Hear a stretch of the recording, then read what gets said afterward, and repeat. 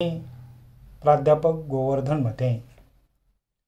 मित्रहो, यापूर्वी आपण इयत्ता 12वी इतिहासातील प्रकरण 12वे बदलता भारत भाग 2 यामध्ये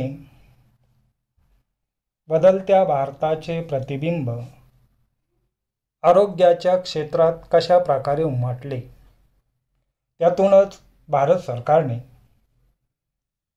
ज्या वेगवेगळ्या मोहिमा राबवल्या त्या संदर्भात माहिती आपण अभ्यासलेली आहे। आज आपण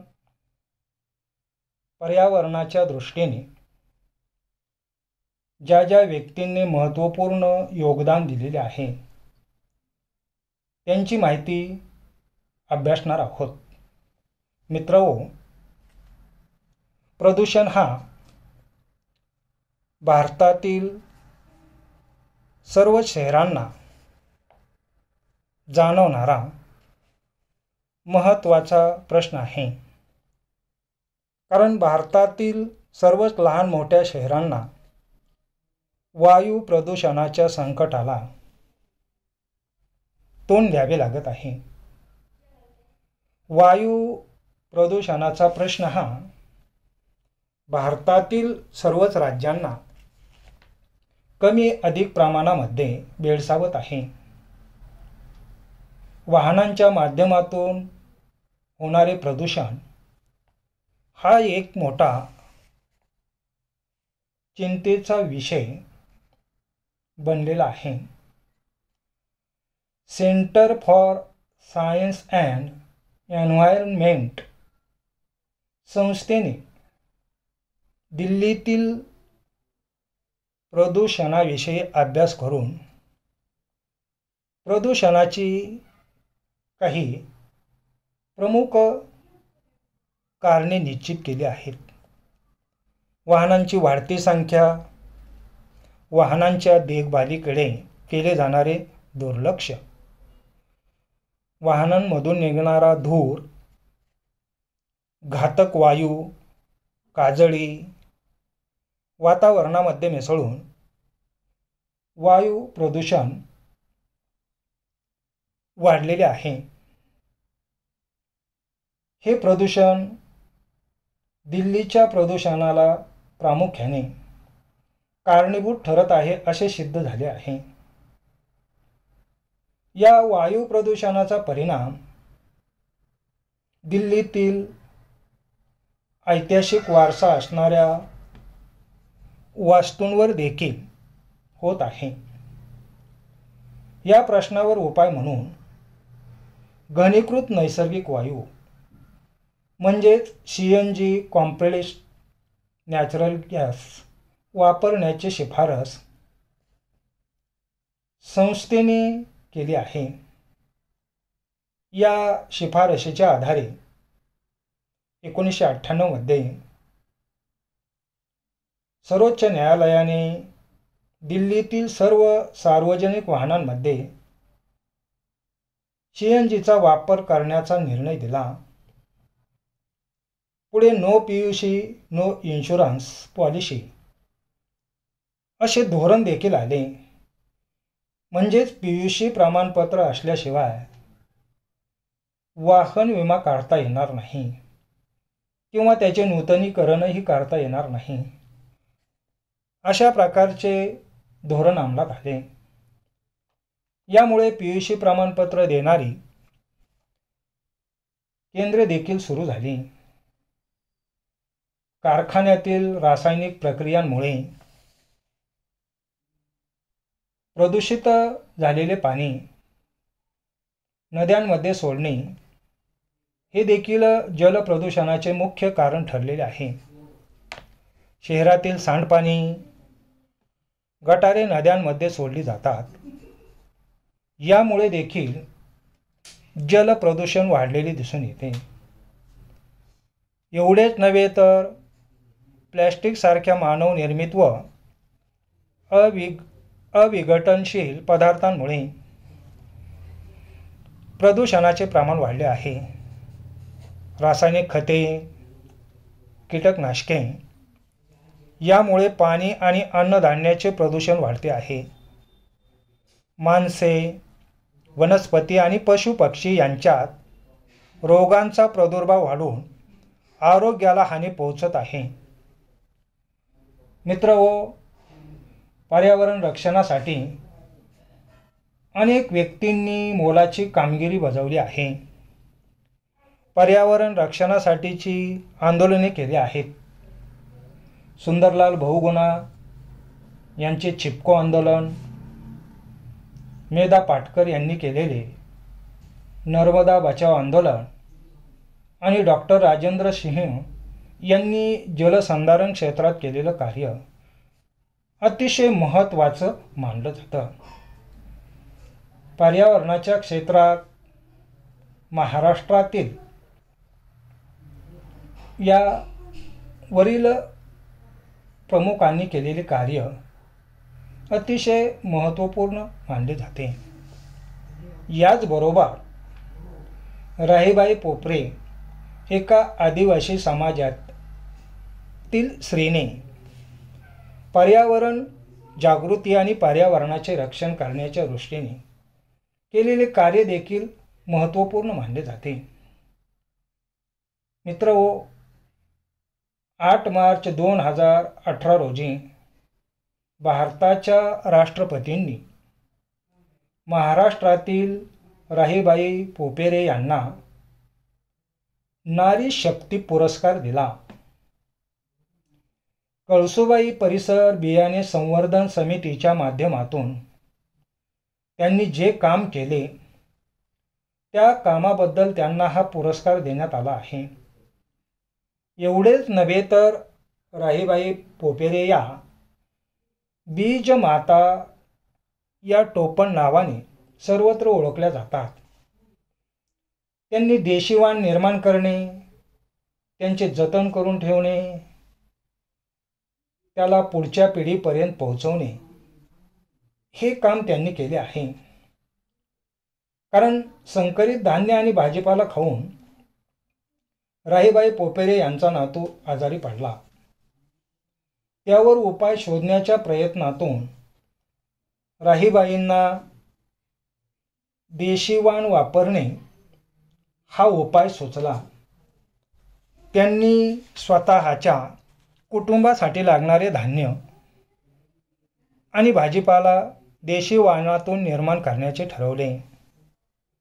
घरात खाण्यासाठी देशी वाण पिकवायचे आणि पीक आल्यावर त्यातून निवडक बिया साठवून ठेवायचे असे काम त्यांनी सुरू केले. त्यातूनच मित्रहो, त्यांनी कारले, पालक, तांदूळजा, गोडवाल, कडूवाल, घेवडा, भुईमूग, वरई, ढवळ भात, काळभात, आंबेमोहोर, उडीद अशा विविध प्रकारच्या भाज्या, रानभाज्या आणि कडधान्यांचे वाण जपून ठेवण्याचे कार्य त्यांनी केले. स्वतःच्या घरापासून सुरू केलेला उपक्रम अगदी बचत गटाच्या माध्यमातून सर्वत्र पोहोचवण्यास सुरुवात केली. भारतीय ॲग्रो इंडस्ट्रीज फाउंडेशनच्या सहकार्याने त्यांचा हा जो उपक्रम होता तो फोफावला गेला. या राहीबाई पोपेरे यांनी मातीच्या मडक्यामध्ये देशी वाणाचे बियाणे जतन केले. याच मातीच्या मडक्याला शेण मातीने लिंबतात. त्यामुळं या बी बियाणांना भुंगे किंवा मुंग्या लागत नाहीत.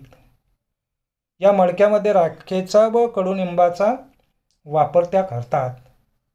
आता या बियाणं बँकेत जवळजवळ 50हून अधिक पिकांचे 30हून अधिक भाजीपाल्यांचे वाण त्यांनी जमा करून ठेवले आहेत. मित्रहो, सन 2018 मध्ये बीबीसीने विविध क्षेत्रात काम करणाऱ्या जगभरातील 100 महिलांची निवड केली. त्या 100 महिलांमध्ये राहीबाईंचा देखील समावेश आहे. यांच्याप्रमाणेच भाऊ काटदरे यांनी सह्याद्री निसर्ग मित्र या संस्थेच्या माध्यमातून जे कार्य केले ते देखील महत्त्वपूर्ण मानले जाते. भाऊ काटदरे व त्यांचे सहकारी निसर्ग संवर्धनाचे कार्य करतात. सन 1999 मध्ये भाऊ काटदरे यांनी पांढऱ्या पोटाचा समुद्री गरुड या पक्ष्याचे अस्तित्व धोक्यात आल्याचे वाचले आणि या पक्ष्याचा बचाव आणि संवर्धन करण्यासाठी भाऊ कडदरे यांनी रत्नागिरी जिल्ह्यात काम सुरू केले. रत्नागिरी जिल्ह्याला असणारा प्रचंड समुद्रकिनारा पायी हिंडून अगदी त्या ठिकाणच्या लोकांमध्ये आणि पक्ष्यांसंदर्भात त्यांनी जागृती केली. या प्रवासामध्ये जवळजवळ त्यांनी 62 प्रकारच्या घरट्यांची स्थाने शोधून काढली. हे करत असताना सिंधुदुर्ग जिल्ह्यातील नेवती बंदराच्या आसपास वेंगुर्ला रॉक्सजवळ बंदरा बेटावर भाऊ आणि त्यांच्या सहकाऱ्यांना काही तस्करीच्या घटना आढळून आल्या. हे तस्कर लोक पाकोळ्यांची घरटी विकून विदेशातून पैसे मिळवत होते. भाऊंना असे वाटले की या पाकोळ्यांना संरक्षण देणे गरजेचे आहे. या घटनेमुळे त्यांनी आपल्या सह्याद्री निसर्ग मित्र संस्थेच्या प्रयत्नातून पाकोळ्यांचा समावेश भारतीय वन्यजीव संरक्षण कायदा यामध्ये केला. सह्याद्री निसर्ग मित्र संस्थेचे हे काम फार मोठे मानले जाते. याच संस्थेने आणखी काही महत्त्वपूर्ण कामे केली. कासवांच्या संदर्भात या संस्थेने केलेले काम महत्त्वपूर्ण मानले जाते. वेळासच्या समुद्र किनाऱ्यावर ऑलिव्ह रिडले जातीची कासवे अंडी घालण्यासाठी येतात. त्या कासवांचे व अंड्याचे संरक्षण केले पाहिजे. त्यासाठी देखील सह्याद्री निसर्ग मित्र संस्थेने संरक्षणाची मोहीम उभारली. पहिल्याच वर्षी कासवांची 50 घरटी संरक्षित करण्यात आली. त्यातून जवळजवळ 2734 कासवे समुद्रामध्ये गेली. या घटनेच्या निमित्ताने कासव महोत्सव देखील आयोजित करण्यात आला होता. अगदी कासव समुद्रात जाताना बघायला देश परदेशातून शेकडो असे पर्यटक येऊ लागले. त्यांच्या राहण्याचा प्रश्न निर्माण होऊ लागला. म्हणूनच स्थानिक गावातच स्थानिकांच्या घरात होमस्टे पर्यटन विकसित केले गेले. त्या ठिकाणच्या ग्रामस्थांना प्रशिक्षण देण्यात आले. यामुळे निसर्ग संवर्धनातून पर्यटनासारखा व्यवसाय देखील उभा राहिला. संपूर्ण महाराष्ट्रामध्ये भाऊंच्या या कामाची दखल घेण्यात आली. भाऊ कडदरे आणि त्यांचे सहकारी सह्याद्री निसर्ग मित्र या संस्थेच्या माध्यमातून दुर्मिळ असणारे खवले मांजर वाचवा ही मोहीम देखील चालवत आहेत. मित्रहो, भाऊ कडदरे आणि त्यांच्या सहकार्याप्रमाणे प्रेमसागर मेस्त्री यांच्या नावाचा देखील आवर्जून उल्लेख केला जातो. कारण निसर्गात काही पशु पक्षी पर्यावरणाचे संरक्षण करण्याचे कार्य करत असतात. त्यातलंच भारतामध्ये असणारी ती म्हणजे गिधाडे. भारतात या गिधाडांची संख्या लक्षणीयरित्या कमी होत आहे. ही गिधाडे म्हणजे एक प्रकारे निसर्गातील सफाई करणारे स्वच्छता दूतच मानले जातात. रायगड परिसरामध्ये लॉंगबिल व्हल्चर आणि व्हाईटबॅक व्हल्चर अशा गिधाडांच्या 2 जाती आढळतात. या गिधाडांची संख्या वाढवणे, त्यांच्या खाण्यासाठी अन्न उपलब्ध करून देणे यासाठी प्रेमसागर मेस्त्री आणि त्यांचे सहकारी यांनी society for eco endangered species conversation and protection शिकॅप संस्थेच्या माध्यमातून कार्यरत आहेत.